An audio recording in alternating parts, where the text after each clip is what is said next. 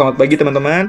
Saya Muhammad Dafa dan saya di sini bersama empat teman saya, yakni ada William, Leonard, dan Farhan dan juga Yosua. Di sini kami dari kelompok satu ingin mempresentasikan mengenai investasi. Pengertian investasi. Nah, investasi adalah penanaman atau mengalokasikan uang, aset, sumber daya, atau modal pada suatu perusahaan yang bertujuan untuk mendapatkan keuntungan di masa depan. Dan untuk slide selanjutnya akan dibawakan oleh Farhan Aditya. Oke, jenis-jenis investasi. Nah, jenis-jenis investasi ini dibagi dalam 3 macam ya. Di antaranya adalah investasi jangka pendek, investasi jangka menengah, dan investasi jangka panjang. Investasi jangka pendek biasanya menawarkan keuntungan kurang dari 1 tahun atau waktu cepat. Contohnya seperti tabungan berjangka, SBN, surat berharga negara, serta saham. Lalu yang kedua adalah investasi jangka menengah. Investasi ini berkisar waktu antara 1 sampai 5 tahun. Contohnya adalah reksadana campuran, reksadana pendapatan tetap. Lalu yang terakhir adalah investasi jangka panjang. Investasi ini memiliki periode di atas 5 tahun. Contohnya seperti emas, properti, dan reksadana campuran. Oke, selanjutnya setelah kita tahu berbagai jenis investasi mulai dari jangka pendek, menengah hingga panjang, kita perlu juga tahu untuk apa sih syarat dan ketentuan dalam investasi. Tentunya di sini kami sudah merangkum dalam 3 top 3 untuk terkait investasi yang populer pada saat ini. Pertama itu ada instrumen investasi di industri properti, di mana di sini memiliki resiko yang rendah dan tetapi returnnya tinggi, di mana low risk high return. Dan untuk syaratnya diperlukannya KTP, kartu keluarga, dan lain sebagainya, seperti syarat-syarat dalam kepemilikan rumah, mulai dari sertifikat hak milik ataupun hak guna bangunan, ataupun pemilikan lahan, baik itu tanah maupun bangunan. Dan selain itu, yang kedua ada emas dan perak, di mana di sini investasi yang cukup populer, apalagi dengan inflasi yang tinggi setiap tahunnya, ini memiliki resiko yang low, tetapi returnnya middle, di mana low risk itu middle return. Dan perlu kita ingat juga untuk menyimpannya pun kita harus menyimpan ke tempat yang aman. Contohnya seperti SDB, kita bisa lihat, ataupun Safe Deposit Box, yang tentunya ini menjadi salah satu opsi tempat yang aman untuk menyimpan emas dan perak kita. Tentunya di sini SDB terdapat di beberapa bank yang ada di Indonesia, baik swasta maupun negeri, dan juga bisa dibeli secara personal dan disimpan di tempat yang aman. Lalu yang ketiga itu ada instrumen saham. Di sini kita dimudahkan dengan adanya perkembangan teknologi, di mana saham memiliki high risk high return. Cukup dengan mendownload aplikasi yang ada, broker yang ada, kita bisa menginvestasikan uang kita di saham melalui aplikasi yang ada di handphone kita.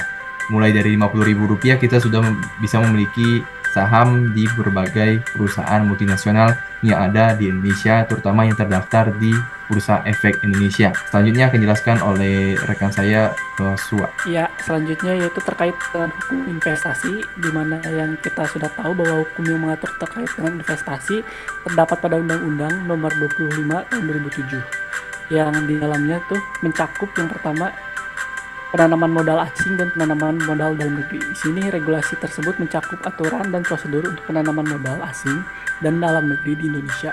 Hal ini mencakup izin, persyaratan, dan prosedur yang harus dipatuhi oleh investor untuk melakukan investasi di Indonesia. Proses perizinan penanaman modal tersebut meliputi yang pertama permohonan izin penanaman modal, yang kedua pemeriksaan permohonan izin penanaman modal, yang ketiga pemberian izin penanaman modal, yang terakhir yaitu pengawasan terhadap pelaksanaan penanaman modal. Yang kedua yang ingin kita bahas yaitu terkait dengan perlindungan hak dan keamanan investor. Di sini memberikan jaminan perlindungan hukum terhadap hak investor, baik dari dalam negeri maupun luar negeri, termasuk hak atas kepemilikan, hak atas keuntungan, serta hak atas repatriasi investasi. Lalu yang ketiga yaitu penyelesaian sengketa investasi, yaitu menyediakan kerangka untuk penyelesaian sengketa yang berkaitan dengan investasi, baik melalui mekanisme hukum di dalam negeri maupun melalui mekanisme internasional. Ya, selanjutnya yaitu 10 asas investasi. Yang pertama yaitu kebersamaan. Di sini asas kebersamaan memberikan peran yang aktif kepada masyarakat dalam penyelenggaraan penanaman modal. Lalu yang kedua yaitu berkelanjutan, yaitu memberikan manfaat yang berkesinambungan bagi perekonomian nasional dan masyarakat. Lalu yang ketiga kemandirian, penelitian, yaitu memberikan penguatan terhadap kemampuan bangsa Indonesia dalam mengelola dan memanfaatkan sumber daya alam dan sumber daya manusia untuk kepentingan nasional. Lalu yang keempat yaitu keterbukaan, memberikan informasi yang lengkap dan akurat kepada investor tentang kebijakan, peraturan, dan prosedur penanaman modal di Indonesia. Lalu yang kelima yaitu efisiensi berkeadilan, yaitu memberikan efisiensi dalam proses penyelenggaraan penanaman modal, namun tetap memperhatikan keadilan bagi semua pihak. Lalu yang keenam yaitu kepastian hukum, yaitu memberikan jaminan kepada investor bahwa hak-hak dan kewajibannya dalam kegiatan penanaman modal akan dilindungi dan dijamin hukum. Lalu yang ketujuh yaitu berwawasan lingkungan, yaitu memberikan perlindungan terhadap lingkungan hidup dalam kegiatan penanaman modal. Lalu yang kedelapan, akuntabilitas, yaitu memberikan tanggung jawab kepada pemerintah dalam penyelenggaraan penanaman modal. Yang kesembilan, keseimbangan kemajuan dan kesatuan ekonomi nasional, yaitu memberikan keseimbangan antara pertumbuhan ekonomi di berbagai wilayah dan tercapainya kesatuan ekonomi nasional. Dan terakhir yaitu perlakuan yang sama dan tidak membedakan asal negara, yaitu memberikan perlakuan yang adil dan tidak diskriminatif kepada semua investor, baik investor dalam negeri maupun investor asing. Selanjutnya ada beberapa perusahaan. Saya di sini mengambil 3 perusahaan. Yang pertama adalah Aneka Tambang, PT Aneka Tambang Tbk. Di sini ada kasus yang berkaitan dengan salah satu krediris asal Surabaya yang bernama Budi Said. Antam terlibat kasus dengan Budi Said terkait penjualan emas senilai 3,5 triliun melalui butik Antam. Akibatnya Antam harus dihukum untuk membayar 1,1 ton emas atau 1,2 triliun rupiah kepada Budi Said. Hal ini memunculkan pertanyaan etika bisnis dan hukum investasi. Next. Lalu yang kedua di sini ada PT Lipo Group. PT Lipo Group yang cukup terkenal itu kasus proyek Meikarta, yaitu proyek Superblok Meikarta, kontroversial karena masalah perizinan, adanya suap, dan juga adanya gugatan terhadap konsumen Meikarta, dan juga hal ini menjadi dampak terhadap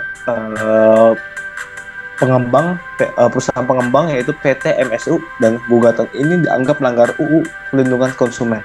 Next. Lalu selanjutnya ada PT Wasita Karya.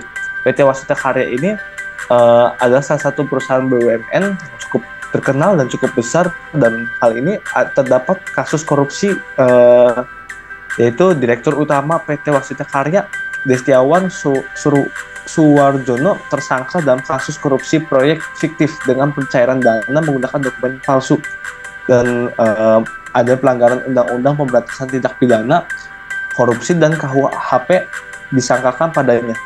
Kasus ini menyoroti kompleksitas hukum investasi di Indonesia dan pentingnya kepatuhan regulasi serta perlindungan konsumen. Di sini Warren Buffett mengatakan uang bukan segalanya, dan tetapi kita mendapat pengetahuan uang bukan segalanya karena kita harus memiliki uang yang banyak agar kita bisa mengucapkan kalimat tersebut. Sekian dari kami, terima kasih.